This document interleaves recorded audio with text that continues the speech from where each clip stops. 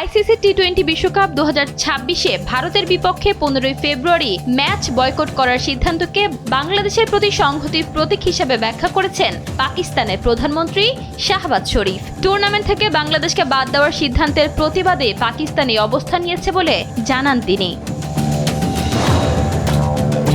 বুধবার মন্ত্রিসভায় শরীফ বলেন, খেলার মাঠে রাজনীতি থাকা উচিত নয়। তারা খুব ভেবেচিন্তে সিদ্ধান্ত নিয়েছে ভারতের বিপক্ষে খেলবে না। বাংলাদেশকে সমর্থন করাই পাকিস্তানের নৈতিক দায়িত্ব বলে তিনি মনে করেন। ভারত সবসময় নিরাপত্তার অজুহাত দেখিয়ে পাকিস্তানে গিয়ে খেলতে নারাজ। তারা সবসময় আইসিসিকে ব্যবহার করে ম্যাচ নিরপেক্ষ ভেন্যুতে নিয়ে যায়। এবার যখন বাংলাদেশ একই কারণে ভারতে গিয়ে খেলতে আপত্তি জানালো, তখন ভারত সেই একই নিয়ম বাংলাদেশের জন্য আর খাটালো না, বরং বাংলাদেশকে টুর্নামেন্ট থেকে বের করে দিল। পাকিস্তান ঠিক এই দ্বিমুখী নীতি সারা বিশ্বের সামনে তুলে ধরেছে।